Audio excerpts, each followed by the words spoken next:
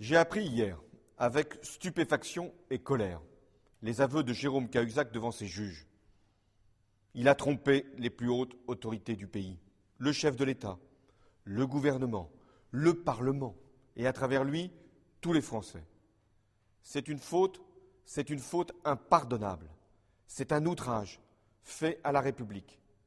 D'autant que les faits reprochés sont eux-mêmes intolérables. Détenir, sans le déclarer, un compte à l'étranger. Donc toute la lumière sera faite.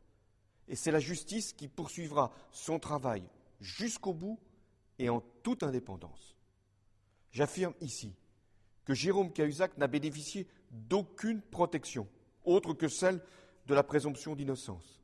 Et il a quitté le gouvernement à ma demande dès l'ouverture d'une information judiciaire. C'est un choc ce qui vient de se produire, parce que c'est un grave manquement à la morale républicaine. Je suis donc amené à prendre 3 décisions qui vont dans le sens des engagements que j'avais pris devant les Français. D'abord, renforcer l'indépendance de la justice. C'est le sens de la réforme du Conseil supérieur de la magistrature. Cette réforme sera votée au Parlement dès cet été. Elle donnera aux magistrats les moyens d'agir en toute liberté, en toute indépendance contre tous les pouvoirs. Ensuite, lutter de manière impitoyable contre les conflits entre les intérêts publics et les intérêts privés et assurer la publication et le contrôle sur les patrimoines des ministres et de tous les parlementaires. Le gouvernement, là encore, soumettra au Parlement dans les semaines qui viennent un projet de loi dans cette direction. Enfin, les élus condamnés pénalement pour fraude fiscale ou pour corruption seront interdits de tout mandat public.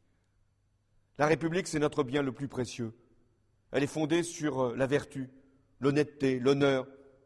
La défaillance d'un homme doit nous rendre encore plus exigeants, plus intransigeants. Et je le serai, parce que je sais ce que ça représente pour les Français, cette blessure.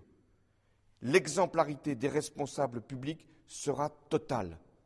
C'est mon engagement, je n'en dévierai pas, et les Français doivent en être certains.